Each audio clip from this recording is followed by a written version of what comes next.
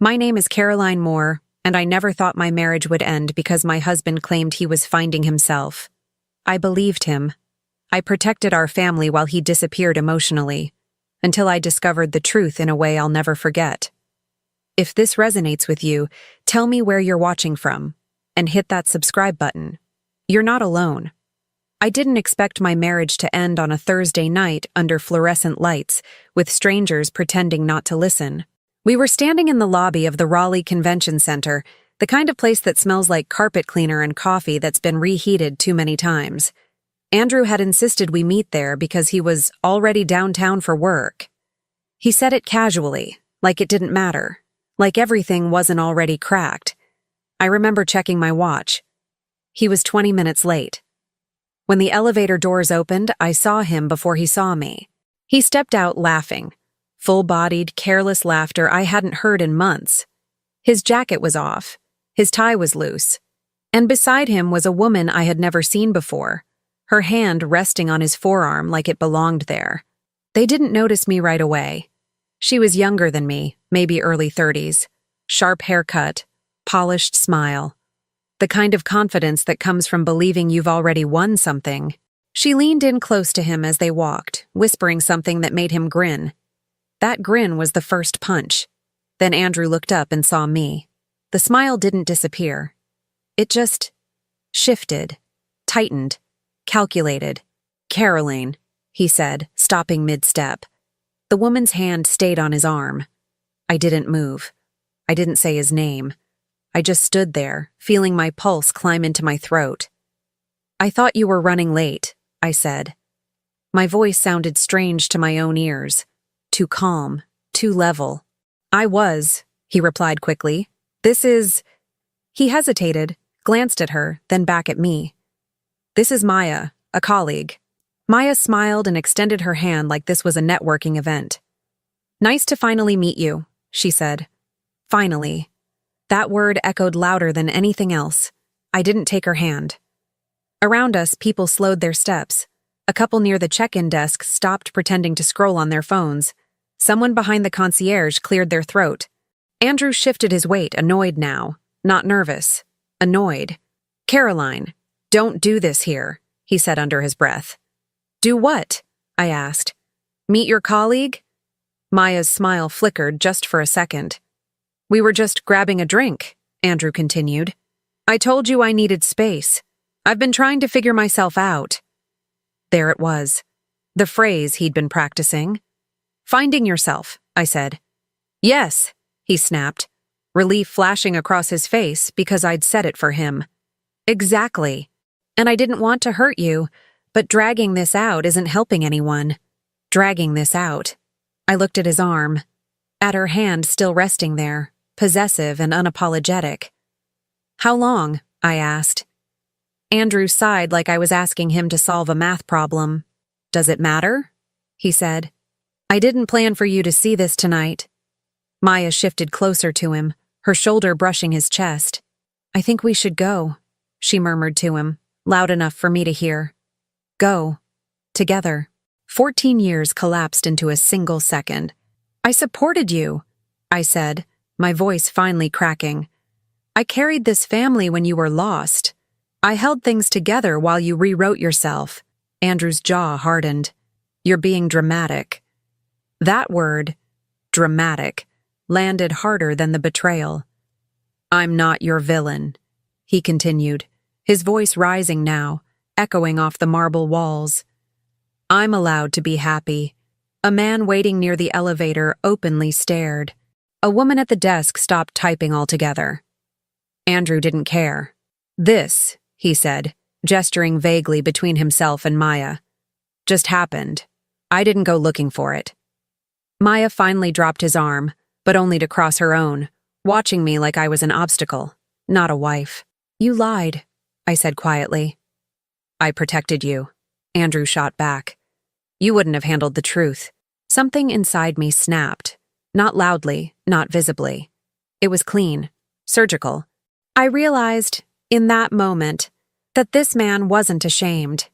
He was relieved. Relieved I had finally caught up. I stepped closer, lowering my voice so only he could hear. "You think this is me losing?" I asked. He scoffed. "Caroline, please. You're standing in a lobby making a scene." I nodded slowly. Then I took a step back, raised my voice just enough and said, "So this is the woman you replaced your family with." Every head turned. Maya stiffened. Andrew's face went white. "That's not—" he started. "You didn't find yourself," I continued, steady and clear. "You abandoned us. And you did it thinking I'd stay quiet." Silence swallowed the room. I picked up my bag from the chair beside me, straightened my coat, smoothed my hair. Andrew reached for my arm. "Caroline, don't walk away like this." I looked down at his hand, then back at his face. "This," I said, "is the last time you touch me." I turned and walked toward the exit, my heels clicking against the floor like punctuation marks. Behind me, I heard Maya whisper, "Andrew, what did you do?" The doors opened. Cold night air rushed in. I didn't look back, but as I stepped into the dark parking lot, heart pounding, hands shaking, one thought settled in with terrifying clarity. He thought this was the end. For me, it was the beginning. And I was done being humiliated. I was going to make him understand exactly what he'd lost. Andrew and I didn't start broken. That's the part people forget when they talk about betrayal like it comes out of nowhere. We met in our mid-20s, when everything still felt possible and nothing had weight yet. He was charming in a quiet way, the kind of man who listened more than he spoke. I liked that. I was already practical, already planning 10 steps ahead. Together, we made sense. I handled the structure. He brought warmth. At least that's how it looked from the outside. The first years were tight. We rented a small townhouse on the edge of Raleigh and lived carefully. I took the higher-paying job when his career stalled. I picked up overtime, managed our accounts, made sure bills never bounced. When his father passed and left us money for a down payment, it was my credit that secured the mortgage, my name that steadied the future. Andrew used to thank me for that. Our daughter Sophie was born 6 years later. Everything slowed down and sharpened at the same time. I became the parent who showed up. School forms, doctor's appointments, late-night fevers. Andrew loved her, but in a distant way, like love was something he felt instead of something he practiced. I told myself it was just different styles. The cracks didn't come all at once. They arrived disguised as exhaustion. He started staying late at work, taking thinking drives, talking about needing space, about feeling invisible. He bought books about identity and reinvention and left them unopened on the nightstand. I encouraged therapy. He said he didn't need it, that I was pressuring him. Then came the changes I ignored because acknowledging them would have meant admitting I might be wrong about my own life. Passwords changed. His phone never left his hand. He stopped asking my opinion on decisions that affected both of us. When I reached for him at night, he turned away and said he was tired. When I asked if something was wrong, he told me I was overanalyzing. I believed him. I believed him because I was busy keeping everything else standing. The money, the house, Sophie's routines, my job. The night he said he needed time to find himself, I didn't argue. I thought patience was loyalty. I thought love meant giving space even when it hurt. I didn't realize I was being quietly edited out of my own marriage. The truth started surfacing in fragments. A charge on our joint card that didn't match any receipt. A dinner with coworkers that ran past midnight. A scent on his jacket that wasn't his. I noticed. I filed it away. I told myself confronting him without proof would only make me look insecure. Then Sophie said something that rearranged everything. We were folding laundry together, her feet dangling off the bed, when she looked up at me and asked, "Mom, who's Maya?" I didn't answer right away. "She came to Dad's office," Sophie continued, casual, like she was talking about a substitute teacher. "She brought cupcakes. Dad smiled a lot." My hands went still. "Did he say anything?" I asked carefully. Sophie shrugged. Just that she was his friend. But she hugged him. Like this. She demonstrated, wrapping her arms tight. Something cold settled in my chest.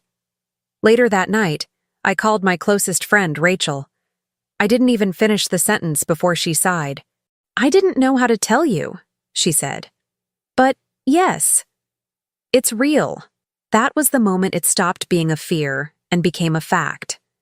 Andrew hadn't been finding himself. He had been replacing us. And now that I knew, everything I had built, our finances, our home, my daughter's stability, was suddenly at risk. This wasn't just about betrayal anymore. It was about what I was willing to lose if I did nothing. I didn't cry the night everything locked into place. That surprised me. I had always imagined betrayal would arrive loud and catastrophic, but what I felt instead was clarity. Clean. Focused. Like a switch had been flipped and the noise finally shut off. By morning, I had a plan.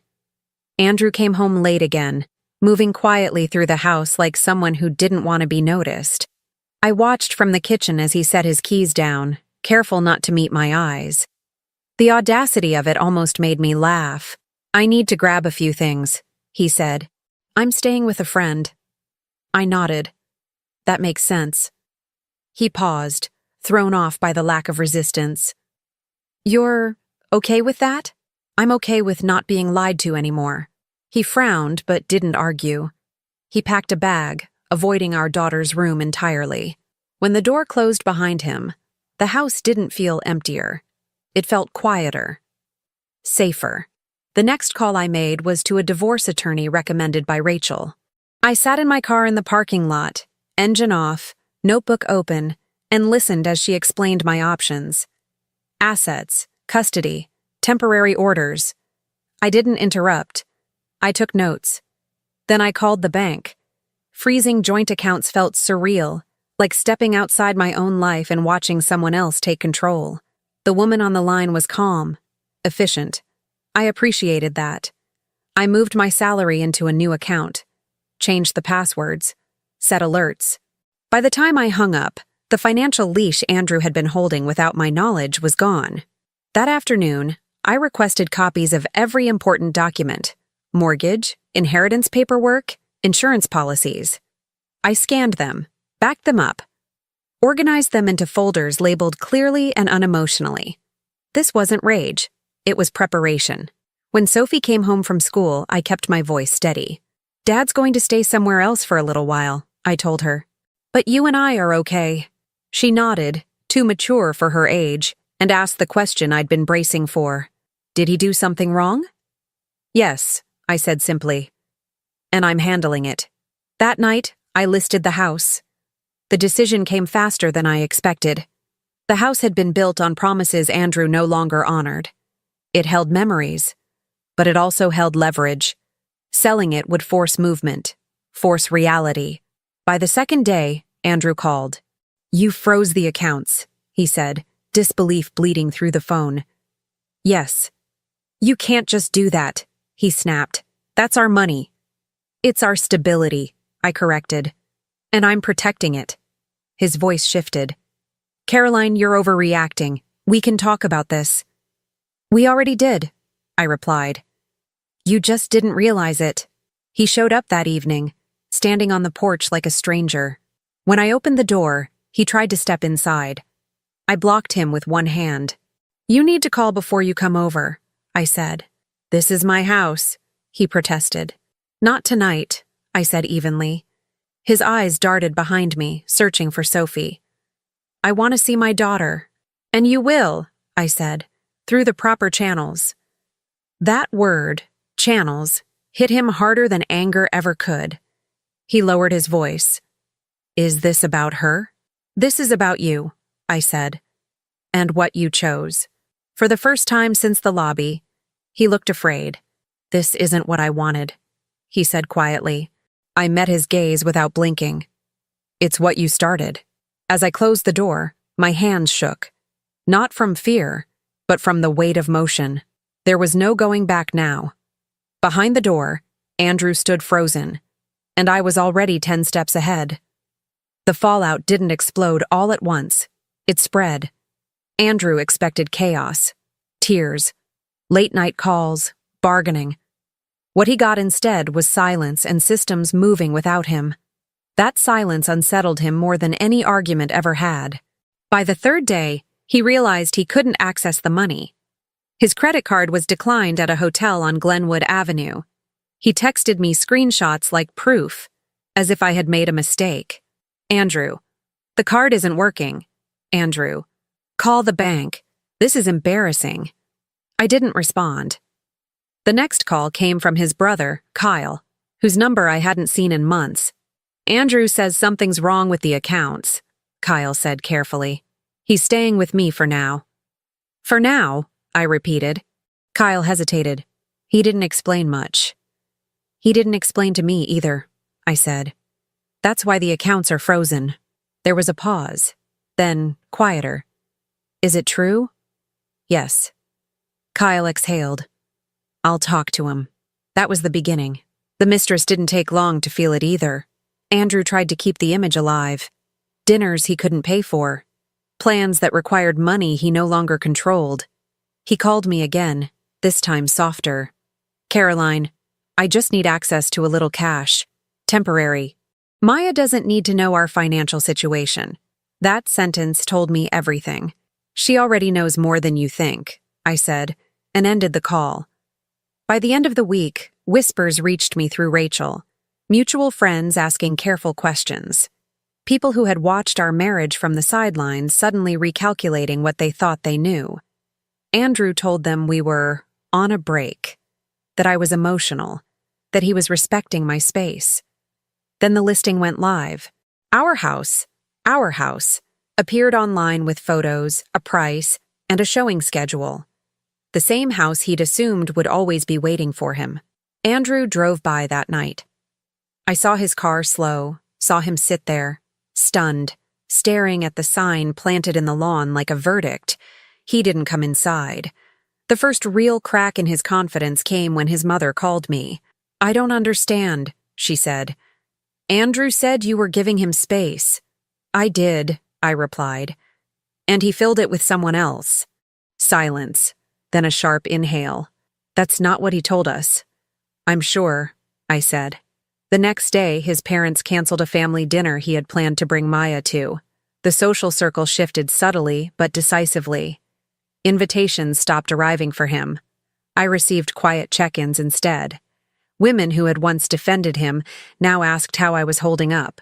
Men avoided the topic entirely. Maya disappeared from his public life shortly after. Not dramatically, not officially, just absent. No more photos. No more dinners out. No more being seen. Andrew noticed. You told her. He accused me over the phone. I didn't have to, I said. Reality does the work. That night, Sophie came into my room holding her tablet. Mom, she said. Dad said we might have to move. I sat up. What did he say exactly? That the house might sell and things will be different. I took a breath. Things will be different, I agreed. But not worse. She studied my face. Are we okay? Yes, I said. We're protected. The next consequence hit him professionally. Andrew had leaned on my stability for years, my schedule, my consistency, my ability to manage details he overlooked. Without that buffer, cracks showed. Missed deadlines, distracted meetings, a visible unraveling his colleagues couldn't ignore. A mutual acquaintance from his office messaged me privately. He's not doing well, she wrote. Just thought you should know. I stared at the message, then closed the app. Knowing wasn't the same as caring anymore. By the end of the week, Andrew stopped calling me angry. He started calling desperate. I just want to talk, he said one night, voice tight. Can we meet? Just us. No, I replied. Caroline, please. You don't get access to me just because things are uncomfortable now. There was a long pause. I didn't think it would be like this, he admitted. I believed him. He had imagined escape. What he got instead was consequence. And for the first time since I met him, Andrew was alone with the choices he made, watching his life quietly reorganize itself without him. The second confrontation wasn't planned on my calendar, but it was inevitable. Andrew's parents were celebrating their 40th anniversary with a small family dinner at a downtown Raleigh restaurant. White tablecloths, exposed brick, the kind of place where conversations carried whether you wanted them to or not. I hadn't intended to go, but his mother called me herself. "I know things are complicated," she said carefully, "but you're still family. And Sophie should be there." That was all it took. When I walked in holding my daughter's hand, the room stilled in that subtle way people don't realize they're doing. Conversations dipped. Forks paused mid-air. Andrew was already there, seated stiffly beside his father. And across from him sat Maya. She was dressed to be seen, elegant, confident, sitting in my chair, the one I had occupied at family dinners for over a decade. Andrew looked up and froze. "Caroline," he said, standing too fast. "I didn't know you were coming." "That's interesting," I replied calmly. "Your mother invited me." Maya's smile tightened. "Hi," she said, like we were acquaintances who'd met once at a conference. I nodded. "You must be the woman Andrew introduced as a colleague." The table went silent. Andrew shot me a warning look. "This isn't the time." "I disagree," I said, taking my seat. "I think this is exactly the time." His father cleared his throat. "Let's all just—" "No," I said, gently but firmly. "Let's not." I turned to Andrew. "You told everyone you were finding yourself. You didn't mention you'd already moved on." Maya shifted in her seat, eyes darting around the table. "I don't think this is appropriate." "You're right," I said. "It's not appropriate to attend a family anniversary dinner with a married man." Her face flushed. Andrew leaned toward me, voice low. "You're embarrassing yourself." That was when something inside me settled completely. "No," I said clearly, loud enough for nearby tables to hear. "I'm clarifying the situation you tried to blur." His mother stared at him. "Andrew, is this true?" He hesitated. Too long. Maya reached for her water glass, hands shaking slightly. "I didn't plan for this," Andrew said finally. "Things just happened." That phrase again. I laughed softly. Funny how things always just happen when someone else is doing the heavy lifting. A couple at the next table had stopped eating entirely. "You told me you were separated," Maya said suddenly, turning to Andrew. "You said everything was settled." I looked at her then, really looked at her. "He told me the same thing," I said. "That he needed time, space, honesty." Andrew's father pushed his chair back, anger simmering beneath his composure. "You told us you were working on your marriage." Andrew stood up. "This isn't fair." "You're right," I replied. "It's not fair. To Sophie, to your parents, to anyone who believed you." Maya's confidence cracked. "I didn't sign up for this," she said, standing abruptly. "I didn't know there was still a wife. I didn't raise my voice. I didn't need to. There still is," I said. "Legally, financially, morally." The word legally landed hard. Andrew's mother covered her mouth. His father wouldn't meet his eyes. Maya grabbed her purse. "I can't do this," she said to no one in particular. "I won't be the villain." She left without looking back. Andrew watched her go, stunned, like someone had pulled the floor out from under him. "Sit down," his father snapped. "You've done enough." Andrew sank back into his chair, face pale. I stood. "I didn't come here to fight," I said calmly. "I came so my daughter could see what honesty looks like." I turned to Sophie and squeezed her hand. "We're leaving." Andrew looked up at me, panic rising. "Caroline, wait." I leaned in just close enough for him to hear. "You thought you could start over without consequences," I said quietly. "But every room you walk into now knows exactly who you are." His parents said nothing as we walked out. Neither did anyone else. But I heard the murmurs start the moment the door closed behind us. Outside, Sophie looked up at me. "Did Dad do something bad?" "Yes," I said. "And he has to live with it." As we walked to the car, my phone buzzed nonstop. Messages from relatives, friends, people who had been at the dinner. The story was already spreading, and this time, Andrew wasn't controlling the narrative. He was trapped inside it.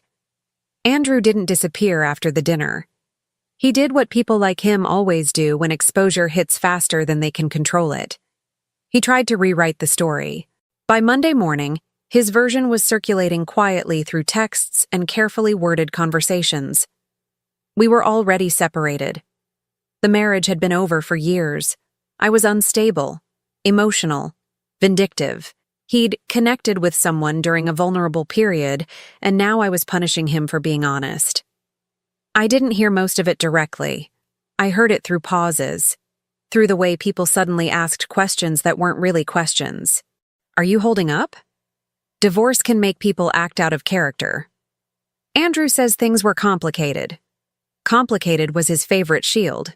What he didn't realize was that lies move slower than proof. The first crack came from someone I didn't expect. One of Andrew's coworkers, a woman I'd met twice at office events. She messaged me late one night. "I don't want to get involved," she wrote. "But I think you should know he's telling people you've been separated since last year." I stared at the screen, calm settling over me like armor. We hadn't been separated. We had shared a bed, a calendar, finances, and a family until weeks before. I still had the messages, the photos, the timeline, so I stopped staying quiet. I didn't post an angry rant. I didn't tag names. I didn't plead my case. I released facts. A simple post. No embellishment. No insults. For clarity, Andrew and I were not separated. We lived together as a family until recently. I learned of the affair after it had already begun. I am sharing this only because misinformation is being spread. That was it. No comments turned on. The response was immediate. Friends messaged privately, apologizing for believing him. People who had been on the fence suddenly weren't. Screenshots circulated, his old messages to me about working on us, dated just weeks before the affair became public. Then the receipts landed. Rachel had been sitting on them quietly, waiting until Andrew made his move. A forwarded email thread from a shared work project, his tone familiar, intimate, unprofessional. A timeline that didn't match his narrative, proof that Maya hadn't appeared after separation, but during. Someone else added more. A photo from a work dinner months earlier, time-stamped, Andrew's reflection visible in a window beside Maya. It didn't take long for the story to correct itself. Andrew panicked. He called me repeatedly, left voicemails I didn't answer. "You're destroying me," he said in one. "This didn't need to go public." "You made it public," I replied once by text. "I'm just not lying anymore." The backlash hit him hardest at work. Human Resources requested a meeting, not dramatic, not accusatory, just procedural, the kind that doesn't end well when personal misconduct overlaps with professional judgment. His name stopped appearing on project updates. Meetings he used to lead went forward without him. People he once relied on stopped replying altogether. Then Maya broke her silence. She didn't post my name. She didn't need to. She shared a vague statement about being misled, about stepping away from a situation that was not what it was presented as. People connected the dots easily. Andrew lost her that day. Not in a screaming fight, not in a dramatic exit. She simply stopped answering. By midweek, the story had reached extended family. Andrew's aunt called me, voice tight. "I saw what he posted," she said. "I'm sorry." His father didn't call at all. Instead, I received a message from his brother. "He's not welcome here right now," Kyle wrote. "He needs to figure things out on his own." That sentence would have gutted Andrew if he'd known. The spiral accelerated. Andrew tried to salvage his image by leaning into victimhood. He told anyone who would listen that he'd been pushed out, financially trapped, emotionally abused. That version lasted less than 24 hours. Someone forwarded him his own texts, the ones where he apologized for lying, where he asked me not to ruin things by telling the truth. The contrast was brutal. I watched it all from a distance. I went to work. I packed lunches. I showed the house to buyers. I slept without waiting for the sound of keys at the door. One night, Sophie asked, "Why is Dad sad?" "He's facing consequences," I said. "That happens when people don't tell the truth." Andrew finally cornered me outside my office building. He looked thinner, unsteady, like someone who hadn't slept. "You could have handled this privately," he said, voice cracking. "You didn't have to destroy my reputation." I met his eyes. "You destroyed it when you thought I'd protect your lies," I said. "I never meant for this to happen." "That's the problem," I replied. "You never meant for anything. You just let it happen and assumed I'd absorb the damage." He swallowed hard. "Please. This has gone too far." I stepped closer, lowering my voice. "This is what accountability looks like," I said. "And it's only happening because you tried to make me the villain." I walked past him without another word. By the end of the week, Andrew's credibility was gone. Not because I attacked him, but because when the truth finally had room to breathe, his story collapsed under its own weight. And there was nothing he could do to stop it now. The legal process didn't feel dramatic. It felt final. That's what Andrew didn't understand. He kept waiting for some emotional collapse, some last-minute softness he could exploit. Instead, what he got was paperwork, deadlines, and decisions that moved forward whether he was ready or not. The temporary orders hearing came first. I sat beside my attorney in a neutral conference room that smelled faintly of toner and old coffee. Andrew sat across from us, alone. No Maya, no family, no confidence. Just a man realizing the floor beneath him had been replaced by rules he didn't control. The judge reviewed the documents quietly. Income statements, account histories, proof of inheritance tied to the house, evidence of Andrew's financial dependency on my salary over the past several years. Custody was straightforward. Primary physical custody to me. Structured visitation. No overnight changes without notice. Stability prioritized. Andrew didn't argue. He couldn't. The paper trail was clear. I had been the consistent parent, the planner, the anchor. When the ruling was read, his shoulders sagged like he'd aged 10 years in a minute. Outside the courtroom, he tried one last appeal. "This isn't fair," he said, following me down the hall. "I'm being punished." "You're being assessed," I replied. "There's a difference." The house sold faster than expected. 3 offers in a week, one above asking, clean, efficient. The proceeds were divided according to the law, but the leverage was mine. The inheritance clause stood. The equity reflected contribution, not entitlement. Andrew moved from his brother's place to a short-term rental he couldn't afford long-term. I heard about it indirectly, from Kyle, who sounded exhausted. "He keeps saying this isn't how it was supposed to go," Kyle said. "Then he misunderstood the assignment," I replied.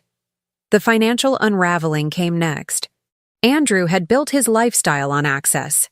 Access to my planning, my income, my credit discipline. Without it, everything frayed. Late fees, missed payments, accounts downgraded. His credit score dipped fast enough that even he couldn't spin it. He asked me once, through his attorney, to reconsider temporary support. I declined. Not out of cruelty, out of clarity. Support is for rebuilding, not avoiding consequences. His parents withdrew next. At first, quietly. No invitations, no calls. Then decisively.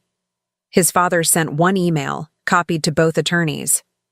"We will not be intervening financially or otherwise." Andrew made his choices. That was it. Andrew tried to appeal emotionally, but even that failed. When Sophie's birthday came around, his parents came to my home instead. They brought gifts, cake, apologies they didn't know how to phrase properly. Andrew was invited for a short visit, supervised, structured, and tense. He arrived late, left early, couldn't look me in the eye. The mistress collapsed faster than I expected. Maya's professional reputation took a hit she couldn't outrun. Not because of public shaming, but because people stopped trusting her judgment. Being associated with Andrew became a liability. She changed jobs within 2 months, then cities, then disappeared entirely. Andrew tried to follow her narrative for a while, that he had been misled too, that he was collateral damage, but no one bought it. The overlap was documented. The lies were time-stamped. By the time the divorce finalized, Andrew had lost more than money. He had lost his audience. Friends stopped asking how he was. Family stopped defending him. Colleagues stopped engaging beyond necessity. The final settlement meeting was anticlimactic. I signed my name. He hesitated before signing his, hand shaking slightly. "This isn't how I pictured my life," he said quietly, not looking at me. "You pictured escape," I replied. "You got accountability." When it was over, I walked out into the afternoon sun feeling lighter than I had in years. Andrew walked out into uncertainty. The last update I received came through Rachel, weeks later. "He's couch hopping," she said. "No one wants to get involved." I nodded. "Do you feel bad?" she asked. I thought about it honestly. "No," I said. "I feel finished." The irony wasn't lost on me. Andrew had said he needed to find himself. What he found instead was what happens when you burn down the structure holding you up and assume someone else will rebuild it for you. I rebuilt mine without him, and I didn't look back. The last time I saw Andrew wasn't dramatic the way movies promise. No rain, no shouting, no sudden realizations. Just a quiet afternoon, and a man who had run out of places to hide. He asked to meet through his attorney, said it was important, said he needed closure. I almost declined. But something in me wanted the period at the end of the sentence. We met at a small cafe near the courthouse. Neutral ground, intentional. I arrived early, ordered tea, chose a table by the window. I wasn't nervous. I was prepared. Andrew arrived 10 minutes late, like he always used to. He looked different now. Smaller. Not physically, but energetically. The confidence he once carried like armor was gone. His jacket was wrinkled. His eyes darted around the room before settling on me. "Thank you for coming," he said, sliding into the chair across from me. I nodded. "You said this was important." He swallowed. "It is." We sat in silence for a moment, the hum of the cafe filling the space he no longer knew how to occupy. "I didn't think it would end like this," he said finally. "That makes 2 of us," I replied. He looked at me then, really looked at me like he was searching for something familiar, something forgiving. "I lost everything," he said quietly. "My family, my job trajectory, my reputation." I didn't respond. "I know you think I deserve it," he continued, voice tightening. "But I never meant to hurt you." I set my cup down carefully. "Intent doesn't erase impact." "I loved you," he insisted. I felt trapped, invisible." "You felt supported," I said. "You mistook it for invisibility because it wasn't about you." He flinched. "I've been doing a lot of thinking," he said. "About my mistakes." "I'm sure," I replied. He leaned forward, elbows on the table. "I want to fix things." I almost smiled, not because it was funny, but because it was predictable. "There is nothing to fix," I said calmly. He blinked. "Caroline." "No," I interrupted gently. "You don't get to use my name like a lever anymore." His jaw tightened. "So that's it? After everything we had?" "After everything I built," I corrected. "Yes." He ran a hand through his hair, frustration bleeding through the desperation. "I'm not asking to go back to how things were. I don't want to be your enemy." I considered him for a long moment. "You're not my enemy," I said. "You're just no longer relevant." The words landed harder than anger ever could. "I'm struggling," he said, voice cracking. "I don't even know where I belong anymore." "That's not my problem," I replied. "And it never should have been." He stared at the table, shoulders slumping. "I thought you'd fight harder," he admitted. "That you'd want to save us." "I did," I said. "For years, quietly, consistently, while you were finding excuses. He looked up, eyes glossy. I made a mistake. You made a series of choices, I said evenly. Mistakes happen in seconds. Betrayal takes planning. Silence stretched between us. Finally, he whispered, "Do you hate me?" I shook my head. "No. I don't feel enough about you to hate you." That broke him. His face crumpled, breath hitching as he looked away, embarrassed by his own reaction. People at nearby tables pretended not to notice. "I thought I'd at least have your respect," he said. "You had it," I replied. "You spent it." I stood, slipping my coat on. "This was your last chance to say something that mattered," I continued. "And you used it to ask for relief from consequences." He stood too, panicked now. "Please, just tell me what you want from me." I met his eyes, steady and unyielding. "I want you to stop trying to enter a life you chose to leave." He opened his mouth, then closed it. I leaned in, voice low, precise. "You didn't lose me," I said. "You disqualified yourself." I stepped back, turned, and walked toward the door. Behind me, Andrew said my name one last time. I didn't turn around. Outside, the air felt clean, unburdened. I walked to my car knowing this wasn't escape. It was closure. And for the first time since he said he was finding himself, I believed him. Because what he found was the cost of betraying someone who knew exactly how to walk away and never look back. A year passed before I realized I no longer measured time by what Andrew had taken. In the beginning, everything felt temporary, even the good moments. I kept waiting for the other shoe to drop, for some emotional aftershock that would knock me back into the version of myself who once second-guessed her own reality. But it never came. What came instead was space. The new house was smaller, quieter, easier to manage. Sunlight reached places the old one never had. Sophie picked her own room without hesitation, chose pale blue walls and shelves for her books. She slept through the night again. So did I. Mornings changed first. I stopped waking up with that tight feeling in my chest, the instinctive scan for problems that used to greet me before my eyes were even open. I drank my coffee slowly. I listened to music again. Not to fill silence, but because I wanted to.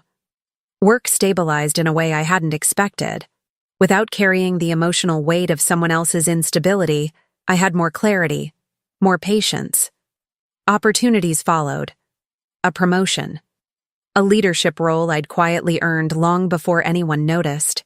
I didn't rebuild my life dramatically. I rebuilt it deliberately. Sophie changed too. She asked fewer questions about her father and more about herself. She grew steadier, more confident. When she talked about trust, it wasn't abstract anymore. It was grounded. Real. One night she said something that stayed with me. "I think we're calmer now," she said, brushing her teeth before bed. "Like, we don't have to guess what's going to happen." She was right. Andrew became a distant detail. Occasionally, I heard updates through mutual acquaintances. He'd moved again, changed jobs, started over somewhere new. Each update felt smaller than the last until they stopped entirely. He wasn't destroyed. He was irrelevant, and that distinction mattered. I didn't carry bitterness forward. I didn't need to. Anger requires energy. Freedom doesn't. What I carried instead was certainty. Certainty in my judgment. Certainty in my ability to survive disruption. Certainty that I would never again mistake endurance for love. I learned something critical in the aftermath of betrayal, something no book had ever explained to me properly. Not all losses are tragedies. Some are corrections. Andrew had believed that leaving would give him peace. What he hadn't understood was that peace isn't found by escaping responsibility. It's found by honoring it. I stopped asking why he did what he did. The answer stopped mattering the moment I stopped centering my life around it. The last time I saw him was months ago, by accident. A grocery store aisle, brief eye contact, polite distance. He looked like someone who had lived a long time without a map. I felt nothing. No surge, no ache, no urge to prove anything, just neutrality. That was when I knew I was done. Betrayal changes you. It sharpens your awareness. It strips illusions. It teaches you where you were negotiating with your own boundaries just to keep the peace. But it doesn't have to define you. Freedom isn't loud. It doesn't announce itself. It arrives quietly, in the absence of dread, in the return of self-trust, in the relief of knowing you no longer have to carry someone else's confusion as your responsibility. Andrew said he was finding himself. What I found was myself, standing solidly where I had always been, finally unburdened by someone who couldn't stand beside me without leaning. And that was more than enough. Thank you for staying with me until the end. If this story meant something to you, if it reminded you of your own strength or helped you see a situation more clearly, hit the like button and then the hype button. It truly helps this channel reach the people who need it. I'd love to hear your thoughts or your own experience in the comments, because you're never the only one going through this. And if you haven't yet, make sure to subscribe for more real stories about truth, resilience, and reclaiming your power. I'll see you in the next